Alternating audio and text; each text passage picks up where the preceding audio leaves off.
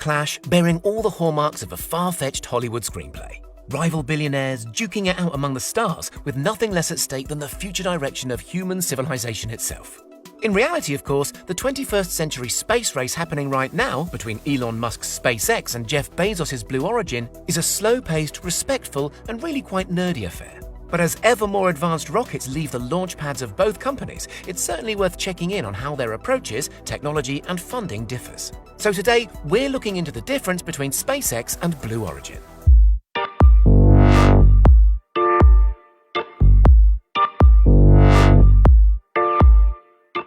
The battle for celestial supremacy between Tesla founder Musk and Amazon's Bezos is not some crude Freudian rocket measuring contest. Both men are, in their own ways, engineers, problem solvers to the core. For both of them, the quest to venture into space is a solemn attempt to tackle the most urgent challenges threatening humanity. They just happen to differ on the exact nature of the problem they're setting out to solve.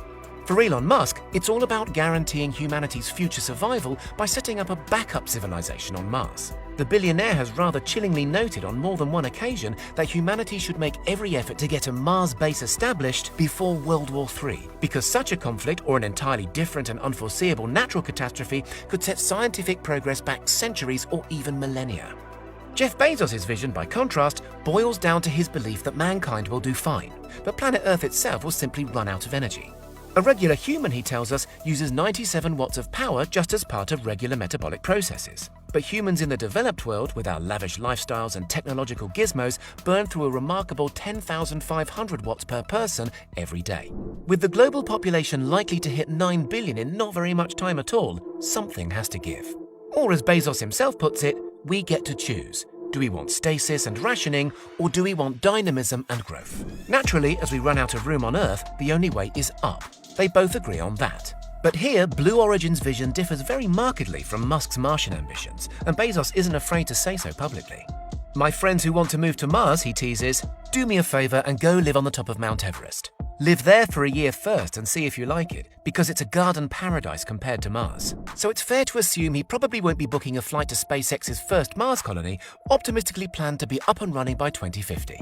Indeed, Bezos' ultimate aim seeks a dramatic break with the traditional so-called planetary chauvinism of those who can only envisage landlocked colonies anchored to the rocky surfaces of distant worlds.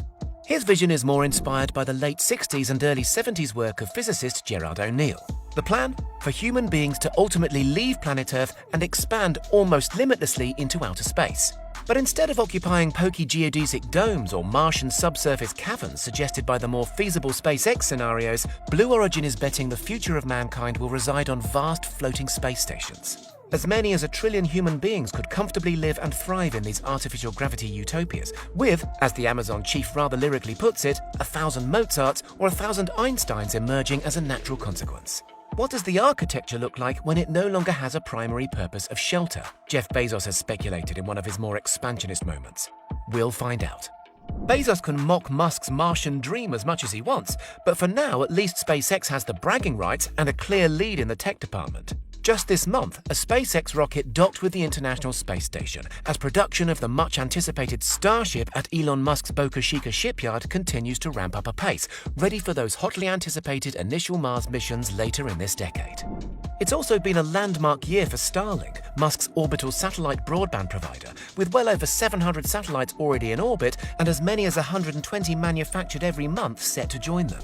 Blue Origin has, embarrassingly you might say, not even put a rocket into orbit yet, contenting itself thus far with minor suborbital experiments and preparing for its promised space tourism project, New Shepard. Still, in fairness, Blue Origin has won the coveted NASA contract to design and build the landing module for its Artemis program, set to put the first woman on the moon in the year 2024. And as exciting as big, heavy rockets and moonwalks are, perhaps the most instructive way of framing the differences between SpaceX and bitter rival Blue Origin is to look at how they're funded. Elon Musk made his first fortune in the early 2000s when PayPal was sold to eBay. Musk walked away from that deal with a cool $180 million. That's peanuts, however, in terms of space program budget, not least when you're also simultaneously inventing the mass-market electric car. Musk's dealings with Tesla have made him substantially wealthier in the intervening years, but SpaceX's early failures, including 3 bruising failed launches, threatened to tank his spacefaring dream altogether. Ever the hustler, Musk managed to win rocket contracts from NASA and other parties worth billions, which kept the company alive, if only by a whisker. But to this day, funding is an ever-present problem at SpaceX. The Starlink broadband satellite program, it's worth remembering, is partly up there to improve internet access for less advantaged populations, but mostly to generate revenue that can finance the ongoing Mars mission. By contrast, the financial position of the world's richest man, Jeff Bezos, is, well, quite healthy since you ask. Every year or so, Bezos sells a negligible proportion of Amazon shares and donates the funds to Blue Origin. This year, for an illustration, he parted with just 1.8% of Amazon shares and raised a whopping $3.1 billion for his rocket scientists to splurge however they see fit. This funding model goes some way to explaining why Blue Origin can appear to lag behind its rival SpaceX. Where Elon Musk is constantly chasing contracts and working under intense pressure to generate revenue for his outer space adventures, Bezos enjoys the luxury of time. Let's imagine the tortoise and the hare fable. Elon Musk is the glossy, agile hare pounding up the metaphorical road with all those glossy televised rocket launches and viral gags on Twitter. The tortoise, Jeff Bezos, is clearly some way behind but is making up ground steadfastly. As it happens, the Latin motto of Blue Origin, gradatim ferociter, quite literally means step by step ferociously. So will Bezos the tortoise ultimately romp home? We may know soon. Just like SpaceX and its Starlink project, Blue Origin has recently been granted approval to launch its own orbital broadband network. Known as Project Kuiper, the $10 billion exercise sets out to launch around 6,000 satellites into orbit. The crucial difference is, Amazon already wields substantial power over the internet through its Giganti Web Services division. So it's not too hard to imagine the project taking off with superior vertical integration and on-the-ground support that Starlink can only dream of. And there you have it. Two men and two companies with very different ideas. One wants to go to Mars and build bases, the other expand infinitely into the twinkling void on silently twirling space stations. Musk the hare presently boasts a commanding lead, but we can't write off Jeff Bezos and his pretty much limitless capacity for shelling out.